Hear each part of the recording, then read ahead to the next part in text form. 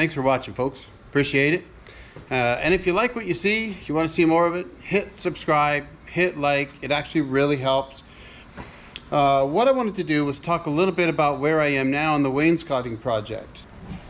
So what I've got here is I've got my blue stain pine.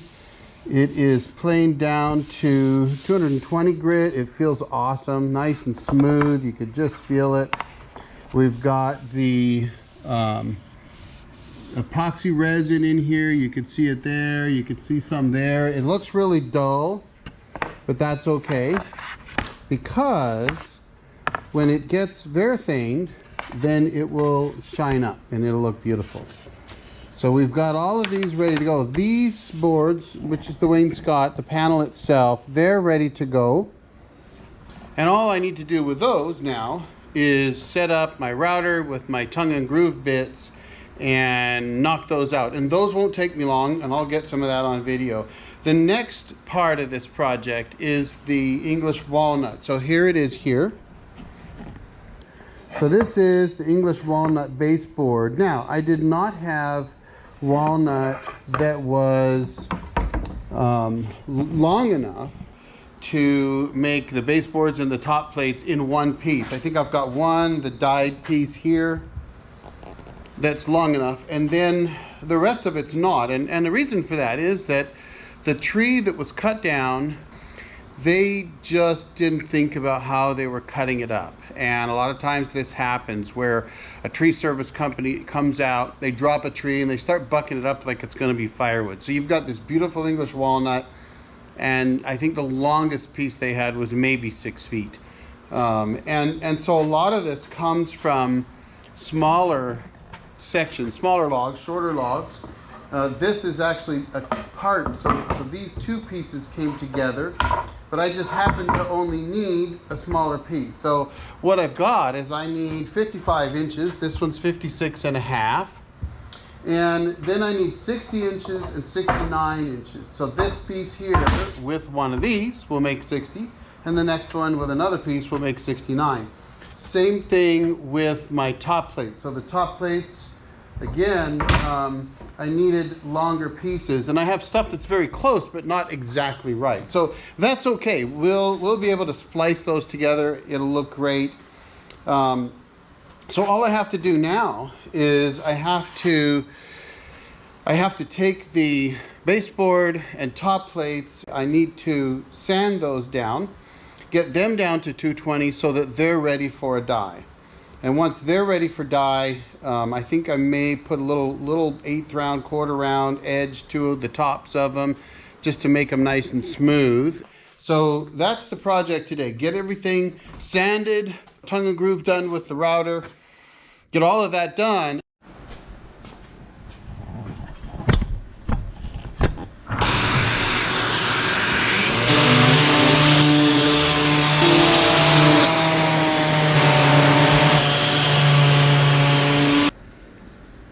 These grips work great if you don't get epoxy resin on them. Then they don't work as well. Just in case anybody wondered. I thought I would try that, see if that helped. Everybody knows duct tape fixes everything. Right? It's the way to fix stuff. Duct tape. This just keeps slipping out.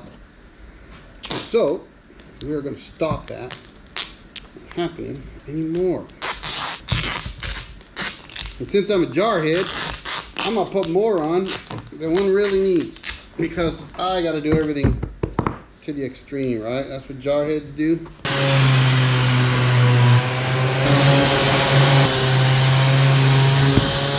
I'm going to show you this.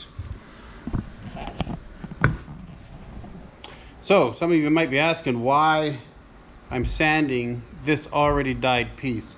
Well, that piece actually was the first piece I cut to test out how that would work out. So I cut it, trimmed it to size, cut in the 1/2 inch groove that you see on top of it right there.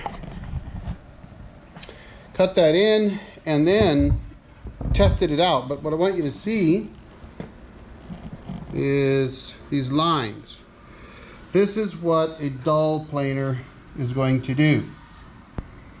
Now, I don't know if a sharp one would do that because I haven't had a sharp one in an awful long time. So that's what's going on here. I'm just trying to get that down, knocked down, so all the ridges left by the planer knocked down. Anything that is a little on the rough side knocked down. I'm knocking it down with 80 grit.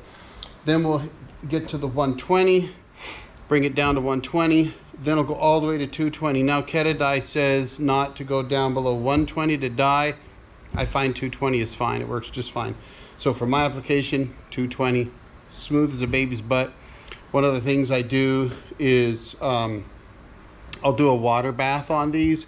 So what you do is you bring it all the way down to 220. Then you get a sponge. And you dip the sponge in water, and then you rub this down like you're staining it. Only you're just putting water on it.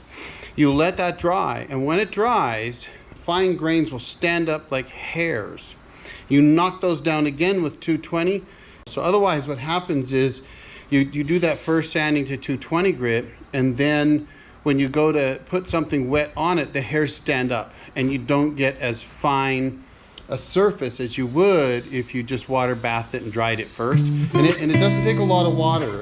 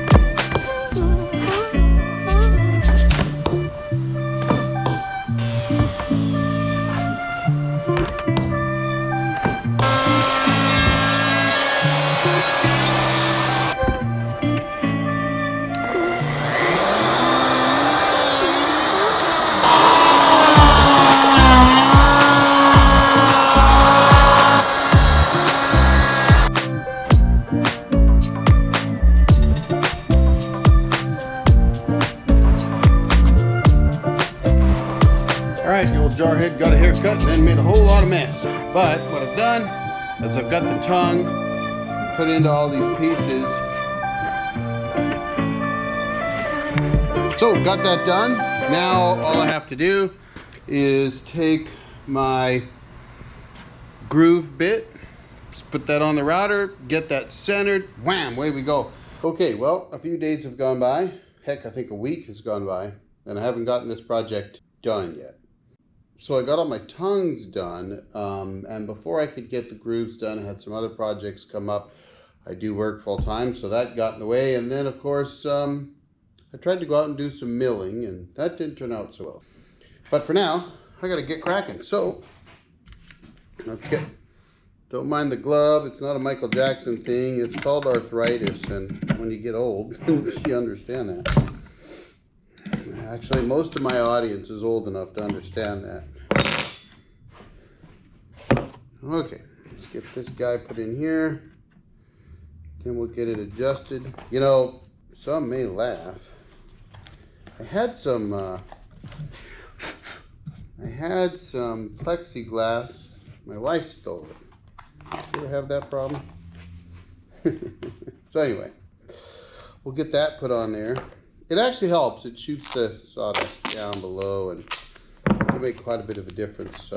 It's just a temporary thing. It's something easy to do, and I know there's stuff out there you could probably buy, and it does this better than my duct tape does. But frankly, right now, this is quick and easy, and it does the job for me.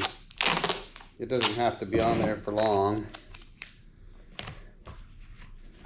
I use this router for a lot of different things too, but it would be nice to have a shield that actually goes, you know, inch or so above and 3 or 4 inches below. All right, now I'm gonna use a 5-inch. I've got excess in everything but 4, so we'll take a piece of 5-inch with very little character.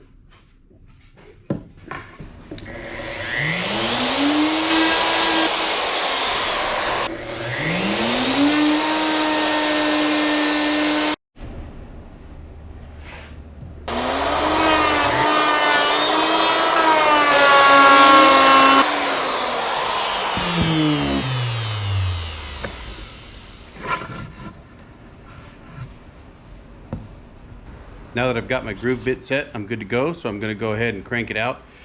Got to find my N100 masks, the only time I want to wear one. This thing kicks out a lot of sawdust, so we'll get that cracking, and you know, we'll rock and roll. I guess I better go find my safety glasses too, because this thing puts out a lot of sawdust. So I'm gonna go find those, then we'll get going.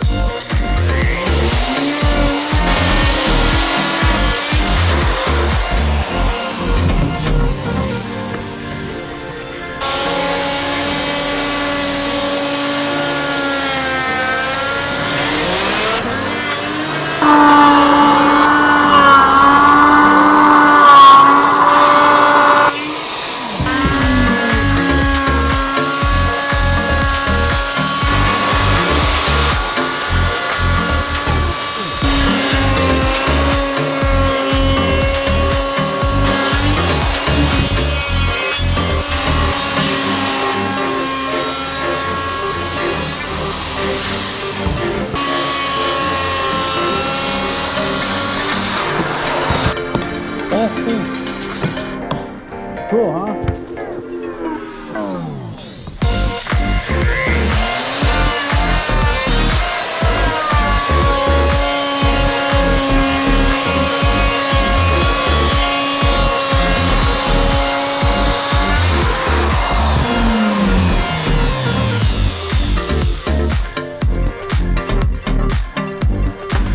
All right, the last piece is done.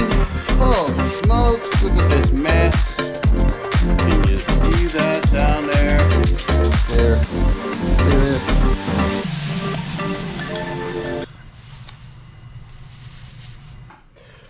Let's take a look. I think you might have seen on one I was just kind of checking, but we could take a couple here and put them together.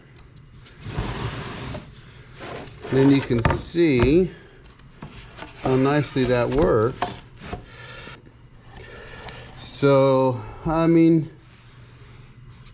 that edge feels pretty good. Okay, I got a heck of a mess, and let's see what time we got. It's 3:30.